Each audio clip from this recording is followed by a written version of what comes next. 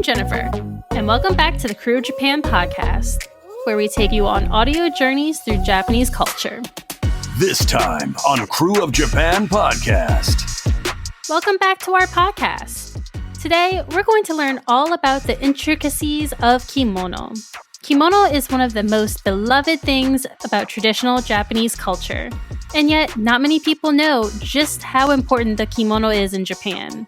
We're joined by Rin of Mainichi Kimono, a licensed kimono teacher and stylist, to help us learn all there is to know about the importance of kimono, like the past and present life of the kimono. But in the 1970s, there was a notice, I guess, of like, where has kimono gone? Where has a lot of traditional Japanese culture gone? How detailed the process is for kimono to be made. Okay, so silk kimono can be made from either raw silk or silk yarn. And raw silk is made directly from cocoons. And these cocoons have been carefully unraveled and reeled out into fine threads. And the very daunting task of how to dress in kimono. So the goal is by the time you're finished, you can dress yourself in 12 minutes, but then dress a client, even like complicated furisode and whatnot, in 15 minutes. By the end of this episode, we hope you have a better understanding of just how wide the world of kimono is and how it is truly rooted in Japanese culture.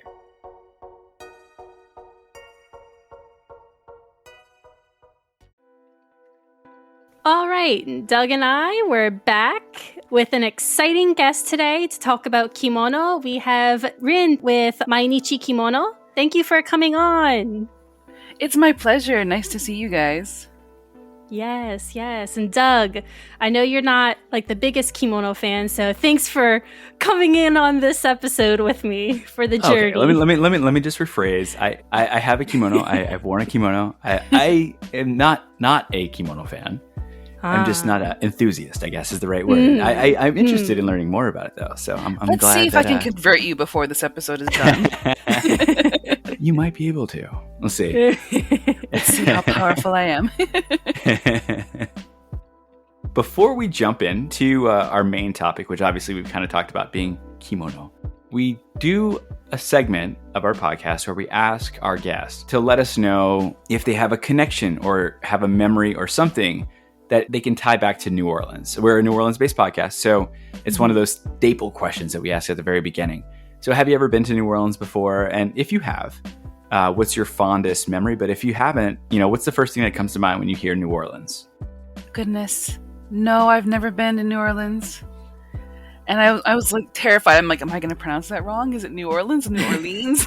I wasn't sure. You know what? It's a lot of things to a lot of people. No, I have never been. I would love to go. Actually, the first thing that comes to mind is food. I know a lot of people might say Mardi Gras, but I love Cajun spices.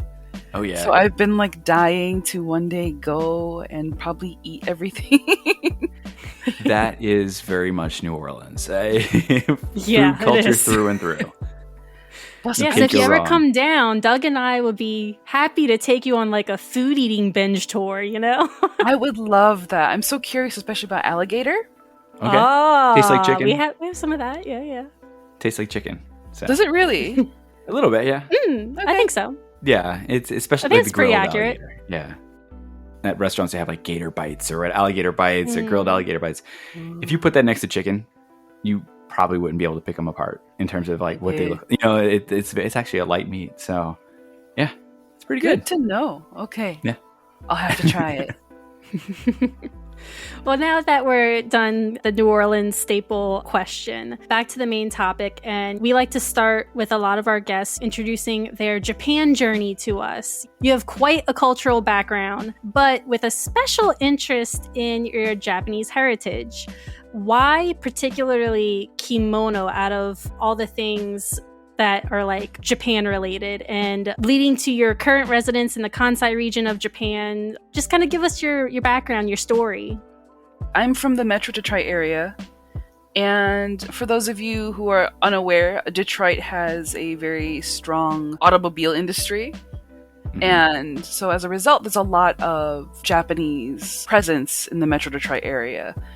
So, like, for example, like with the car companies, there's some Japanese rubber companies that make things like tires for said cars, etc., etc. And my hometown, we have, I'd say about like 10% of our population is Japanese.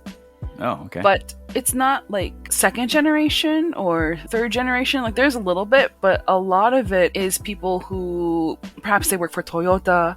And so they are sent to the US for maybe 4 to 8 years, and they live for a long time working for these companies.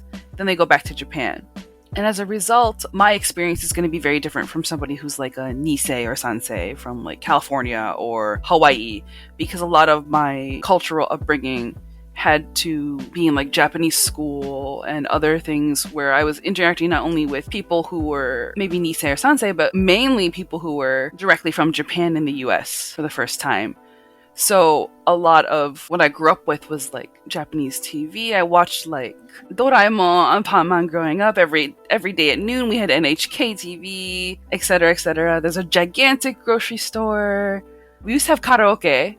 I don't think we do anymore. Last I checked, that place closed, and I'm deeply sad. But anyway, so I noticed that because of this difference, a lot of Nisei and Sansei, especially people who were descended from Japanese Americans that were in the internment or something that really discouraged them from getting in touch with their Japanese heritage, perhaps they had kimono at home or other items and they wanted to get in touch with their culture, but maybe they didn't know how, especially because maybe they don't speak Japanese and there's not a lot of resources for kimono in English.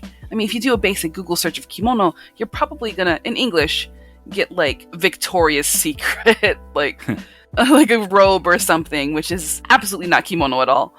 And I thought about it for a long time and it didn't quite become reality to me until about, when did that happen?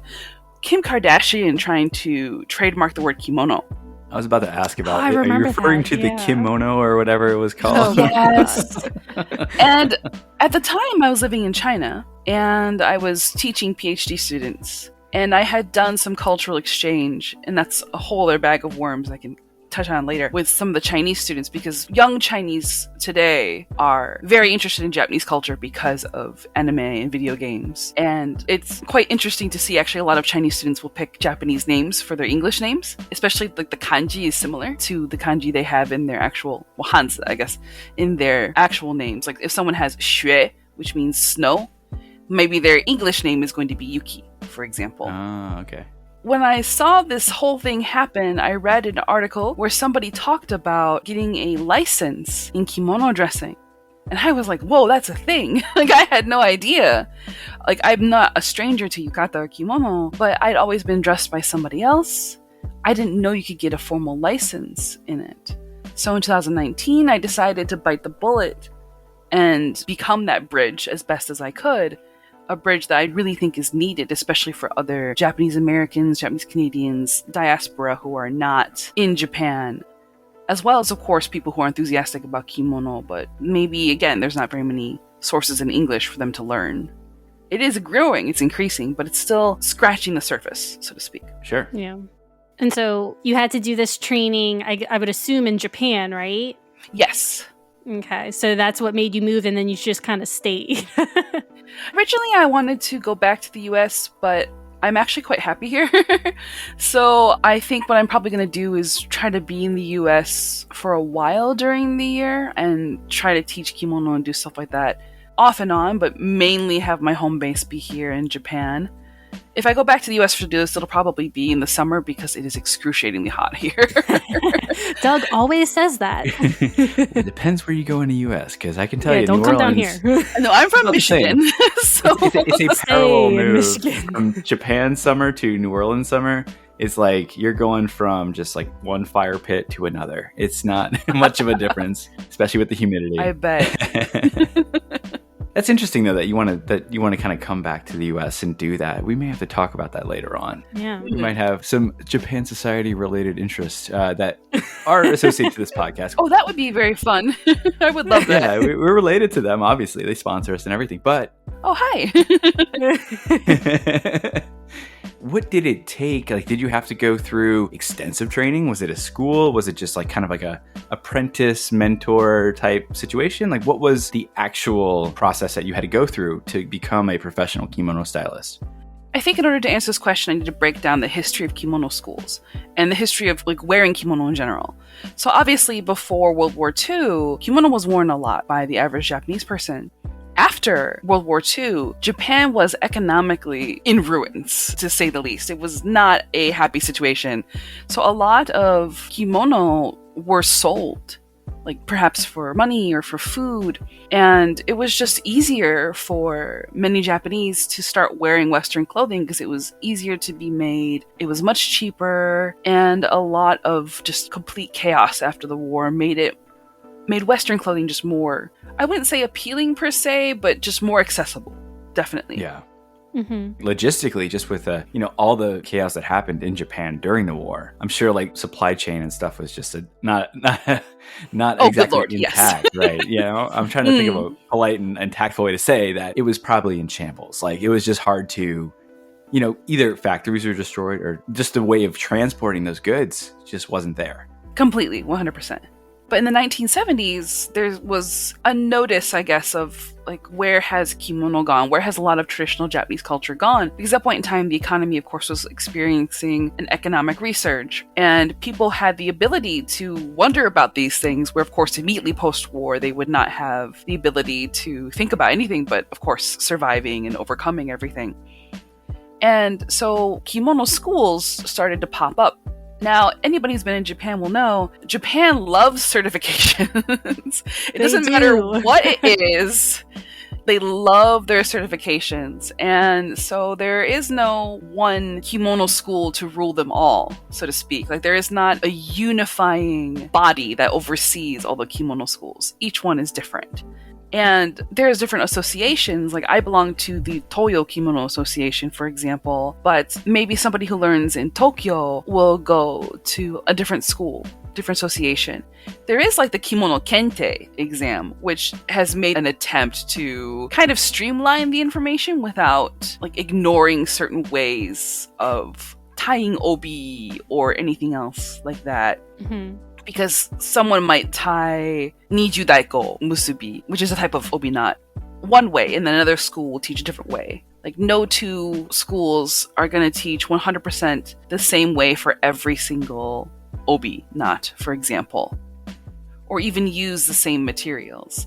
There's a general overall common ones, but again, I've watched videos where people are dressing themselves or learning how to dress themselves, and it's not the way my school is taught. It still works. It's not wrong. It's just different.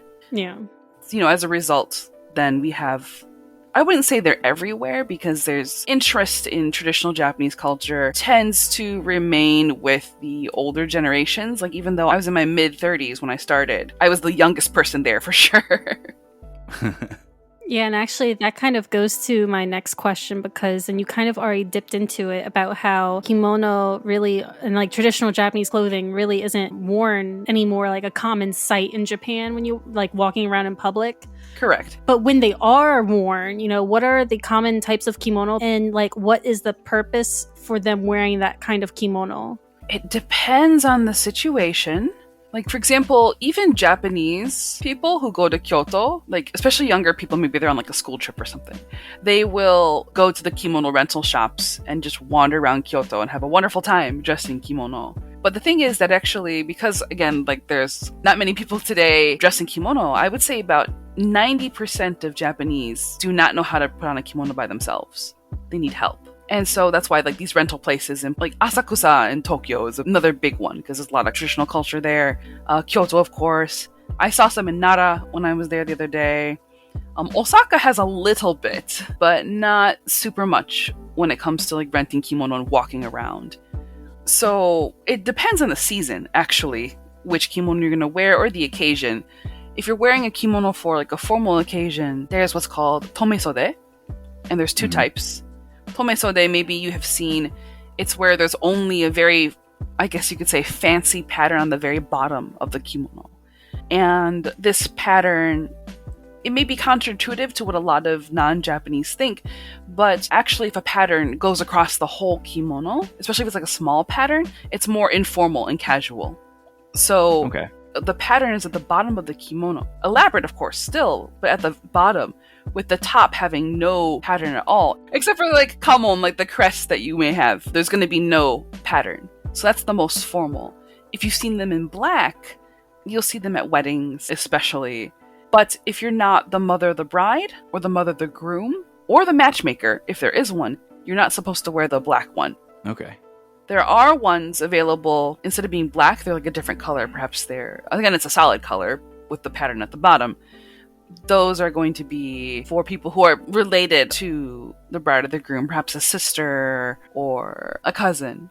But if you're not, you're going to wear homongi. And homongi is mainly the pattern at the bottom, but a bit of pattern perhaps on the shoulder and the sleeves, but still a lot of, I guess you could say, blank space. So that's one formal kimono that you would wear in that situation. As for the rest of the time, a lot of people are going to wear kimono that have either like iromuji, which is like solid color, no pattern, which is the safest. If you don't know what situation you're going to go into, what we call TPO, which is time, place, occasion. For example, tea ceremony or a wedding or even just a casual gathering. Iromuji, which is solid color, no pattern. You can't go wrong with that, honestly. It's not as casual as like pattern everywhere, but you can show up. It'll work. It's a safe option. Yes. And then, of course, there's the season. So we have 3 main types of kimono per season. So we have awase, which is like autumn and winter, as well as spring before it gets too hot.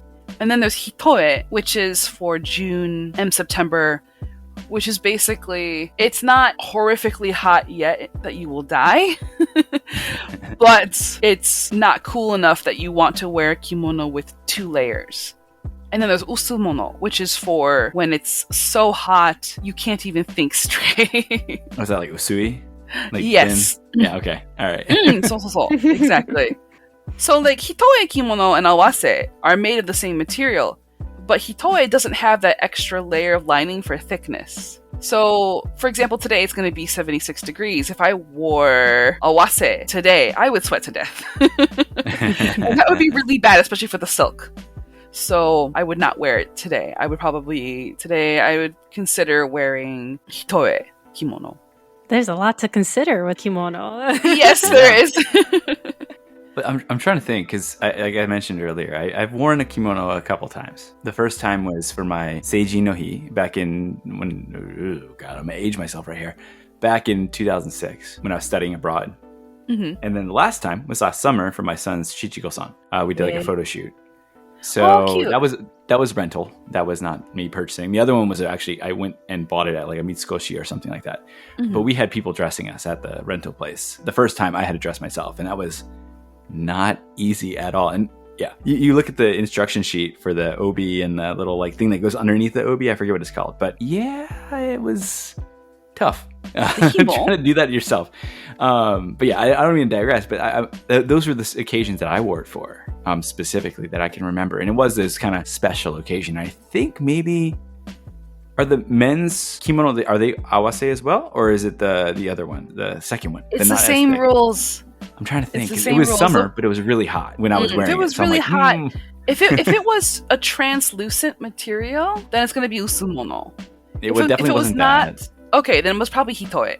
Because to be honest, like, I haven't seen very much usumono or natsumono for men. Most men I know typically just wear yukata in the summer.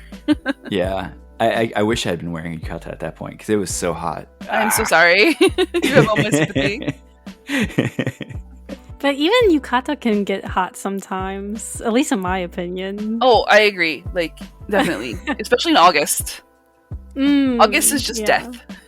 Unless you're in Hokkaido, August is death. Yeah, there's no escaping sweat in August. No, not at all. Like, I've definitely had kimono clients who are like, hey, I'd like to have a shoot in August. And I'm like, are you sure? Not that I don't want to deny you your opportunity to have a kimono, but are you sure? So if I do that, I usually do like an indoor shoot with more like, for example, washitsu or like traditional Japanese furniture, if that's the look they're going for. Or I do it at night. Yeah. Because in the day, it's just excruciating. Yeah, ours was in a studio. It wasn't outside, thank God. It was indoors, although it was like cool biz. So it wasn't really cool. It was like 76, 78 or whatever inside, which is still for me way too hot for a kimono. But it was definitely like that washitsu kind of like set up. They had like one little area with the washitsu, and then they had another one with like the little like bamboo, different like kind of foliage and stuff. Is that the right foliage? Foliage? I think it's foliage. I could be wrong. Foliage, not foliage. Foliage would be like wrapping foil around it, I guess, right?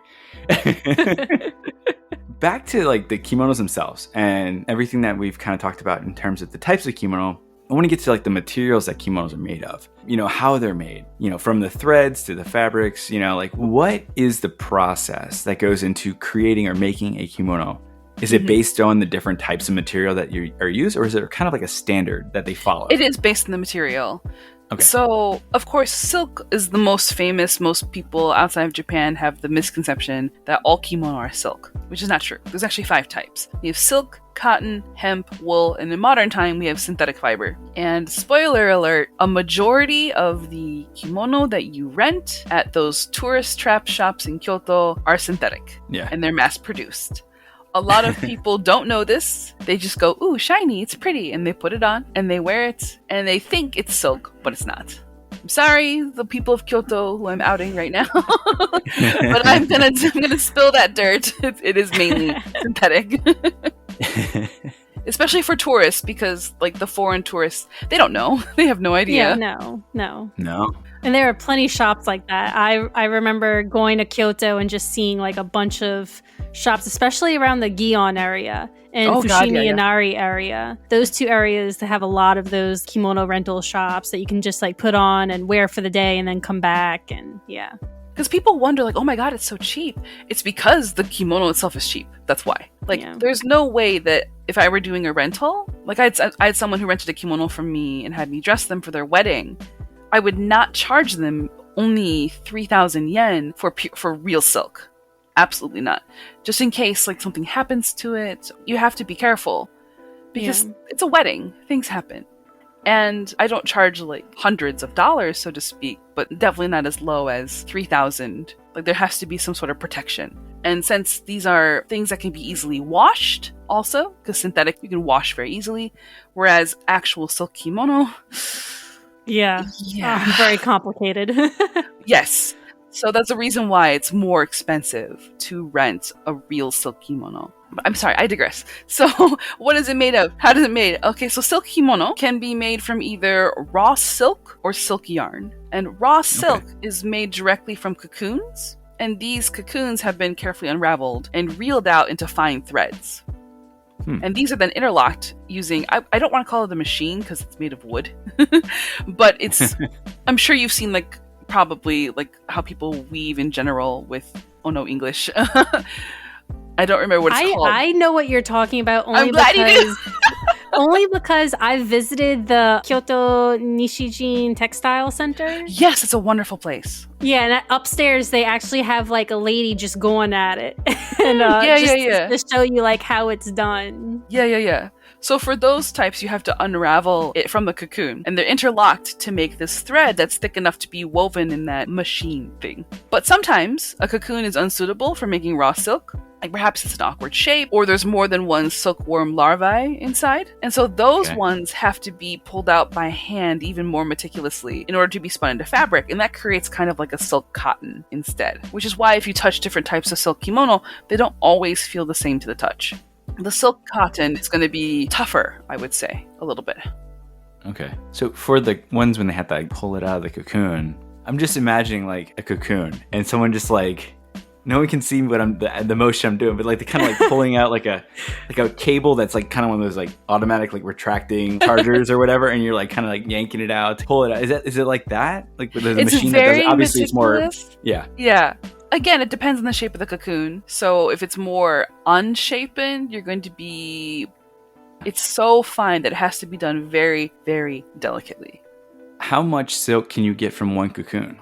I don't know, stump you or anything on this, put you on the spot, but is that something that you can get a large quantity or? I know it's a lot of cocoons. Yeah, I can imagine. I mean, those are hilariously enough, this was a question on my exam. So really? In kimono school, we do have exams. I didn't touch on this earlier. There's 3 stages of kimono school. The first stage, you like the basics. Mm-hmm. So you learn how to dress yourself, and you learn the very basics.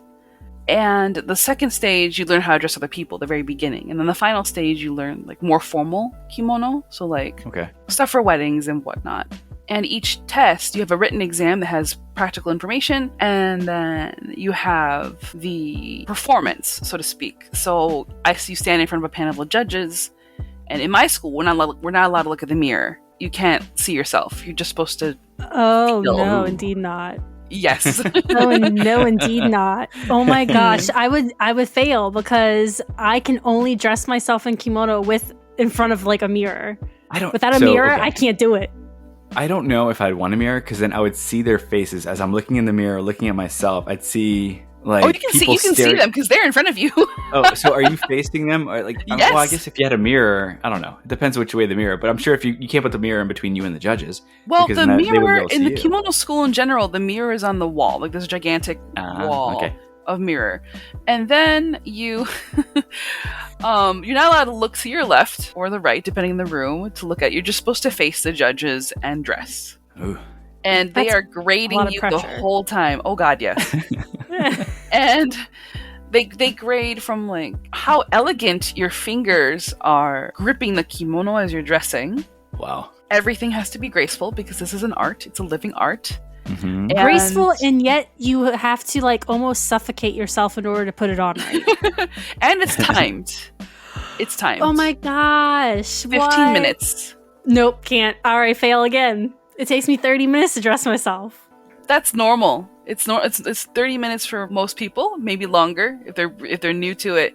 But we have to do it in 15 minutes. So do you get to watch others when they're doing their tests and you have to like watch We're all them as together you're in one waiting to room. take your turn? Oh, are you all doing it at the same time? Yep, at the same time. Everyone they say ready, go, and then it's like 15 minutes for everyone to finish. Correct. And then they go and inspect you after. Okay. When so you're it's not done, like I won. No. It is not a moment that I won, but I did actually. I was so nervous about doing it correctly that when I practiced at school, I think the first time I wasn't too late, I did it in like 13 minutes. Okay. And they said, that's good because for stage 1, you have to do it in 12.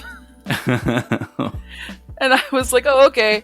So the goal is by the time you're finished, you can dress yourself in 12 minutes, but then dress a client, even like complicated furisode and whatnot, in 15 minutes.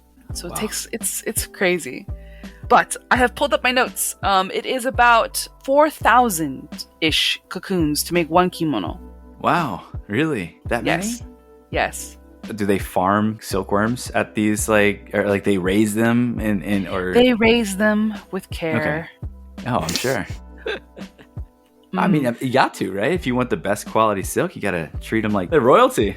It depends again on how complicated the weaving of the kimono is. So the minimum is 2,000. The top is like around like 3,000, 4,000 cocoons. So this is a kind of tying into that question. The cost of a kimono, does it go up the more cocoons that are used? Yes, actually. Plus the dyeing. Okay. Because there's different ways of dyeing kimono. Oh, all right. So like in Kyoto, you probably are familiar with kyoyuzen. But if you go to places like, for example, if you go to Kanazawa, you get kagayuzen. There's so many different types. But the two main ones that we learn at first about are kyoyuzen and kagayuzen. Okay. They're kind of rivals with each other. Because everything in Japan has a rivalry, a quiet rivalry. Sure. So those are the dye that you're talking about? Like the dyeing techniques. Okay, gotcha. So the amount of silk used obviously impacts it, the number of cocoons, and then the type of dye that is used. So the general cost of a kimono, to purchase one, obviously it varies from, like you said, the synthetic ones are super cheap, mass-produced, versus these silk ones that are based off of how much silk you can extract from these cocoons. Mm-hmm. I guess the highest end and then the lowest end, like what are you looking at cost-wise if someone was looking to buy? Oh my goodness. This is so expensive. It's sometimes mind-boggling. It also depends on where you go. Like some people want to go to department stores, which is a big mistake.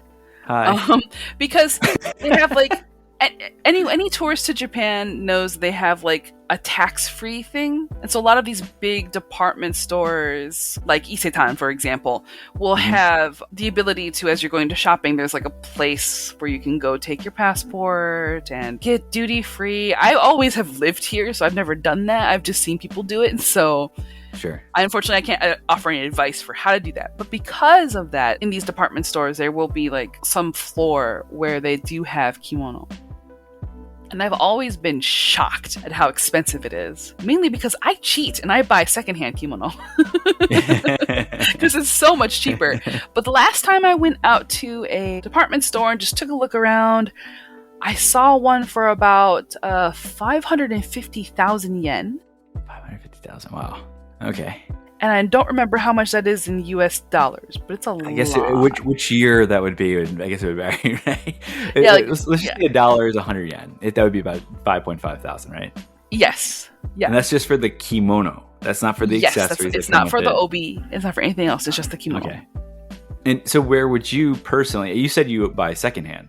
Oh, yes, I do. But let's say if you choose not to go secondhand, like, do you recommend finding like a little kimono boutique, like mom and pop kimono shop type thing, or? Yes, for sure. The more a place is a chain. Like, for example, Right. the Eon Mall nearby my apartment has a kimono boutique. And it is pretty expensive. I saw like around like $2,000-ish for kimono. But there's also places that will make it cheaper. Or, again, also depends on like which one you're looking for. Like, there's one that I really like that has very unique alternative patterns. Like, I've seen like them make kimono out of like Monet paintings, for example, which are really pretty. And that one place, I'll tell you later, like, it has the most unique obi, like the pictures on the obi. One of them had like curry rice.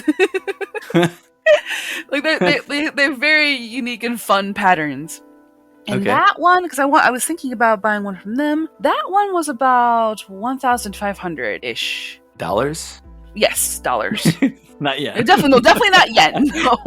No, that's secondhand. So my little secret is I go to a place near Honmachi Station in Osaka, because if you buy secondhand in Kyoto and Nara, because those places are more traditional and people are more likely to look for traditional Japanese items, the prices are much higher than I would get in Osaka. Okay. Yeah, I think I can vouch for that because I bought secondhand in Kyoto just because that's where I was stationed at. I think I spent $70 or $80 on my secondhand kimono that I bought. Yeah, I'm not surprised you did, and it's way more than Osaka. Yeah. Most of my kimono that I get are about anywhere between $15 and $20 a piece. Nice. Wow. Yes. Yeah, I guess it makes sense. Like, it's like when you go to Disneyland or Disney World and you're wanting to get a Mickey Mouse shirt because I'm in Disney World and I want to wear something Disney related. It's like $40 or $50 to just buy the most basic Disney shirt, when you can really just go to like, all right, in Walmart or Target and buy a Mickey Mouse shirt for $5. You know, it's like that, right? You're caught in the moment.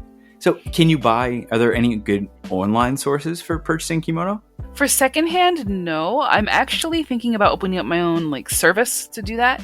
Okay. I've been testing the waters with this. Anybody who lives in Japan will know that certain mail services are nicer than others. And I'm going to be a jerk. Yamato, I hate you. Well, they're not a sponsor. You're good. Yeah. Yamato, the little black cat.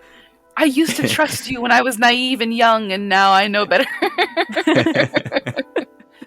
Sagawa is also my enemy, but so what I've been trying to do is I've been trying to send friends back in the US like kimono or kimono items and seeing, does it get lost in the mail? Are they going to be totally weird about certain things? But anyway, so I'm trying to test this out, so maybe in the near future I'll be able to help with that. I do offer a secondhand kimono shopping experience for people who have no idea what to get and what to buy, and they just feel overwhelmed because there's so many parts to kimono. Yeah, and speaking of parts, because, a lot of people, we just been talking about kimono, which is typically known as like the robe. Actually, for Japan Society of New Orleans, almost every year, we didn't do it this year, but for Japan Fest, which is our like Japanese cultural festival that we have at our local art museum, me and another girl for Japan Society, we do like a kimono demonstration, and I'm usually the model, and she dresses me. Oh, she's more professional than I am. I'm just a beginner. She like studies it, self-studies, and she's really good with it. I actually wanted her to come on this episode, but sadly it didn't work out. But I know from personal experience, it is not just the robe. There are so many pieces and parts to this, so many details, just to make sure everything stays on as best as possible. It's true. Yeah, can you just kind of like briefly go over some of like the important ones that people may need to think about buying along with their kimono? So if you're going to buy kimono, as in like with silk, or not just a yukata, because yukata is the easiest. Like yukata, you can wear a t-shirt underneath it and have the yukata and the obi. And of course you need the himo, which is the cord to tie it and keep it together. If you have that, you're good. But with kimono, there's so many more items. Like the first item you need is like the kimono underwear. And usually when you get kimono underwear, you have what's called the hadajuban, which looks like a t-shirt, but it's not. It wraps like a kimono, so to speak. And then you have the hadajuban underneath. But there's also what's called a kimono slip, which is one piece. And for my dressing clients, I tend to do that because it's just easier. For people who tend to dress themselves, they tend to prefer the hadajuban undershirt and the susoyoke skirt together. So when I'm dressing myself, I tend to do that. But with clients, it's just put the slip on, the kimono slip, which is literally called that. It's just called kimono no slip. That's it. And you can find that on Amazon, JP, of course. Rakuten will have them. They're easy to get, and they're not very expensive. Then we need the padding. And this is where people are like, what do you mean? So I know what you mean. Yes. I have that problem. Oh, yeah. So a lot of people are really surprised to find that the ideal shape for kimono is a cylinder. So we want to eliminate curves. Yep. So like no round bustiness, no dip in the back. We're getting rid of all of it. We're making the person as straight up and down as possible. So around the waist we have padding, the back we need padding, etc. Especially if you have like a nice dip in the small of the back. And what people are very surprised to know, and this was shocking for my first day in kimono school, they were like, we need you to come back next class with towels. Yep. And I was like, what? Towels? And they're like, yeah, just the usual, like a hand towel that you can get. Yeah, like kitchen towels almost. Yeah, kitchen towel, exactly. I sewed them into padding for kitsuke. Kitsuke means kimono dressing. And so when they were like, okay, you need to bring needle thread, and I was like, wait, what? I thought I was learning how to dress a kimono. I didn't know I needed this. But you do. Very first lesson, I had to stitch towels together. No actual wearing kimono, just make the towel padding. Okay. For people who may not need as much padding, we have something called a sarashi, which is more traditional. It's a very, very long piece of cloth, and you wrap yourself in it. Okay. And I use that mostly. I have one for the small of my back, and I use the sarashi for the front. But if you're more, I guess you could say, more full than chest, you're going to need more towel, probably. I am not, so... But I do have a very curvy lower back, so I have to have towel there. So after that, you put on what's called the nagajuban. And if you've seen people wear kimono, typically it's the white layer that's underneath the kimono collar that you see. That's like where you see the nagajuban. The whole thing is a robe, like a kimono. But you do see the collar of the nagajuban peeking out through the kimono.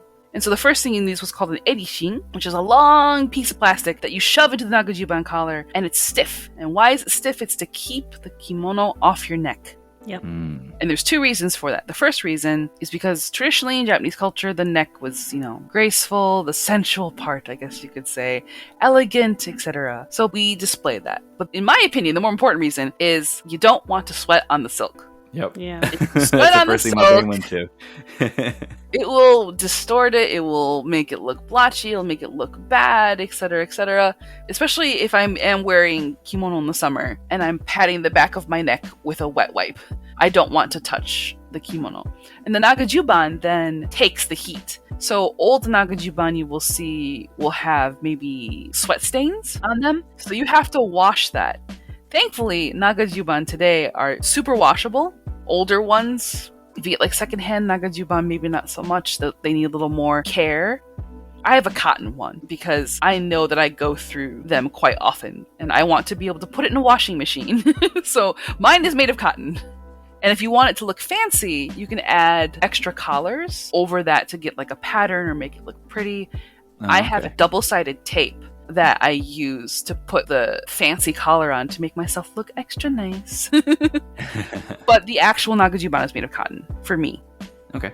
And so after the nagajuban, we have a datejime, which is a thick cord that you put around the waist. And that's kind of a base because you have tied the nagajuban around you, and the cord for the nagajuban, if it's attached to the rope, will kind of like cut into your body. Not in a way that's painful, hopefully. Please don't hurt yourself.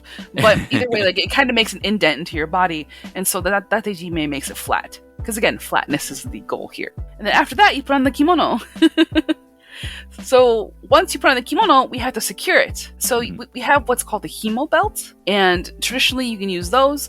I cheat because I can, and I have what's called a waist belt. Is that the Velcro one? No, there's no Velcro. Not mine anyway, but it is elastic. Okay. It's elastic, and you adjust it, and it has little metal like teeth on it to keep it in place. Oh, okay. Yeah, I know what you're talking about now. Yeah. Yeah. So once you put on the waist belt, or the himo, if you're doing himo, we need another kimono belt. And this one has clips, and this is to prevent the kimono from opening. Okay. Yep. And so you have to slip it underneath the left arm hole. You pull it through, and you clip it, and then you reach around the other side, and you clip that together. And that's how you keep the kimono from moving. Okay. And then we have another datejime, but this one is specifically for wearing around the waist of the kimono. And then you're ready to finally put on the obi. Oh, right, the obita. Theirs is a tool that you strap on yourself that's kind of plasticky, and it goes around the front. And this keeps the obi flat and straight because you're going to be walking, and you're going to be potentially tying things like obijime, which is like the cord you see around the middle of an obi. You don't want it to wrinkle or scrunch up, and you want to lay as flat as possible, so we have the obita on top. So yeah, it's a really long process before you even start tying the obi. Yep. All of that sounds very familiar to me. So, as a guy that wears kimono or has worn kimono, the process, is it pretty much the same? Like, it's not, I don't remember all of it, obviously. It was just a blur, and last time I did it, someone was doing it for me, so I wasn't Men's really paying kimono attention. is so much easier. It is. I was about to say, so it's- easier. It's just like the under, and then they kind of tie that, and then they put the kimono over that, and then they... Basically, yeah. You'll wear nagajuban if you have a silk kimono to, you don't have to keep it as off your neck as much. Sure. There still is the erishin, the plastic erishin will still be there. But you don't have to put on the obita to keep the obi flat. You don't need as many things. It's true. Okay. It is much easier. It's not totally easy, but it is easier. Not as many parts. Yes. And then you throw the howdy over it. If you want to. You don't have Cover to. everything up. All that hard work, I just throw a coat over it, and we're good. I mean, it looks nice. It does. Well, I think I had to wear a howdy for the photo shoot that I did. If it's going to be a more formal occasion, then men's kimono will have howdy. Yeah. But if you're just strolling around the town having a good time, you don't have to have howdy. Okay. So we touched on this a little bit earlier. Kimono was kind of like everyday clothing pre-war. Post-war, due to a variety of reasons, it kind of went down and then started to surge back up during the 70s as the economy started to boom. And now, and you mentioned a lot of the people who study these traditions and study the how to dress a kimono. It's not exactly like a young group of people in those classes, right? So do you see that as a potential barrier for maintaining this tradition? Do you think that there is enough lifeblood of youth involvement, youth enthusiasm about kimono and kimono dressing to continue these traditions down the road? Or do you think it's something that could possibly taper off as the years go by? There are a lot of mixed opinions on this. Some people say no, it will always be there because, of course, we still have kimono for more formal occasions like weddings and whatnot. And there are people who are interested. And of course, when you go to Kyoto and you have the whole tourist experience, even for, again, like I said, even for Japanese people, some will participate. But there are some modern movements that are looking up, so to speak, for this. There's a lot of fusion looks. I love these personally because it's a lot less complicated to wear kimono. You can combine kimono with skirts. You can combine kimono with fancy tops underneath that don't require as much work. You can mix and match with Western clothing. And that's becoming more popular. There actually is a book out that I think came out last year, yes, that teaches you quite easily how to mix and match kimono with Western clothing. And so I've seen that a little more often It's not every day, but it's definitely becoming more popular, especially with younger people who are very fashionable and are interested in that kind of thing. So is kimono endangered? Again, it depends on who you talk to. I think the art of making kimono is much more in danger than the art of wearing kimono. Sure. Because there's not that many people who are interested in learning how to weave kimono or any of that sort of thing, because it's a lot of work. And a lot of young people are interested in living in bigger cities and doing the typical career paths. So I'm more worried about the textile industry than I'm worried about whether or not people are going to wear kimono. That's And a good lot of point. kimono now are being remade into dresses, skirts, even purses. And I guess a random fun tidbit about me is I go to Miko school. Oh, okay. I went to be a shrine maiden, and some of my fellow Miko in the school, they do remake workshops often. So they'll take kimono. I get to have them sometimes. Like, I'm like, cool. hey, wait, can I keep this one? But for the others, they'll be made into dresses, skirts, one pieces, etc. Okay. So it's kind of like a evolution in a sense, right? Like there's the Yes. traditional culture that will sustain, and obviously the wearing of kimono will continue because due to, everyone does formal ceremonies for everything. Right. So that'll always be there, that need. But the way that they're produced may evolve over time. Correct. And the pandemic did not help. A lot of people I know in the Kansai area who had kimono businesses, with the lack of tourists coming, many of them were forced to shut down. I know a lot of people who had to give up their entire inventory, and I've rescued quite a few of those kimono from being either thrown away or because maybe they wouldn't make enough of a profit reselling them at a secondhand store or whatever their personal reason may be. A lot of them got thrown out. Like I saw a couple times like boxes of kimono just sitting there during the pandemic in places that had a lot of tourists before. And thankfully, of course, now tourism is back. I promise you, I'll be slightly annoyed when I go to Kyoto today. But I mean, I'm happy for the economy, don't get me wrong, but I liked having a seat on the bus. Yeah. It was nice. Don't worry, you're not the only guest that has said this, so don't feel bad. Don't judge me too hard, please. You want it to come back because it means so much to, economically, it means so much. But I'm sure the people enjoyed the quality of life, unless you were a business owner where your, business went under. Obviously, that was bad. But Yes, it's just such a mixed exactly. bag of, things, the good and the bad. But yeah, Yeah. so we don't want to take any more of your time, but we had a blast learning about kimono with you. You've been Thank you. I'm so glad. you've been such an array of knowledge on this. I think Doug has learned so much as well. Yeah. I've learned a lot. So Are you a fan now? Even a little bit more? A little bit? I've always been a fan. Aw, thank you. I've always been a fan, but I've grown as a fan. There you go. Oh, good. Good. I'm so happy.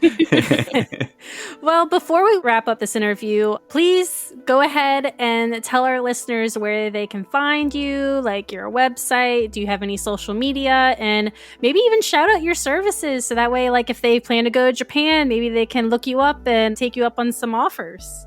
I would love to do that. Okay, so I can mainly be found on Twitter at Mainichi_kimono. Mainichi means every day, and of course kimono means kimono. So the idea is to wear kimono every day in some capacity. My Instagram is Mainichi Kimono without underscore. I do have a Ko-fi where I post articles and I talk about different patterns of kimono and whatnot. And you're welcome to subscribe if you'd like. I do have some certain things and demonstration videos that are only for people who subscribe, which can be just 1 month and you can watch it and then never subscribe again, which I understand. So it's rough out there. But you can do that, or you can just follow me and keep up with me on my adventures. And you can, if you are coming to the Kansai area and you'd like to have a kimono photo shoot or just rent kimono to walk around, I'm happy to help. If you want to go shopping for kimono, yes, by all means. I do also have a combination where I help you buy your own kimono and then I dress you in it and we go out and we have a good time. So feel free to drop on by and ask for that too. I'm happy to help. That's awesome. So everyone, if you're going to Japan and you need someone to help you with kimono, check out Rin. She'll be your girl. Absolutely. But thank you, Rin, so much for coming on and sharing with us your love and passion for kimono. We really appreciate it. Oh, you're welcome. Anytime. Thank you so much for having me. Yeah, thanks for coming on. I learned a lot. Yay! Well, that's it for this week's episode. Thank you so much for tuning in to the Krewe of Japan podcast. In today's episode, we got to learn so many things about kimono, from its history to how you yourself can wear it. Thanks to Rin, I think we have all become much more interested in kimono and continuing to learn more about it. Are you also now a fan of kimono? What aspects of kimono are you most interested in? Maybe you even have a photo of yourself in kimono. I know I sure do. Share your kimono interests with us on social media. We're on Instagram, Twitter, and Facebook at Krewe of Japan Podcast. That's KREWEOF JAPAN Podcast. While you're there, follow and like. Let us know how you're enjoying the podcast and maybe even drop us some hints on other episode topics you'd like to hear. But that's it for today. Until next time.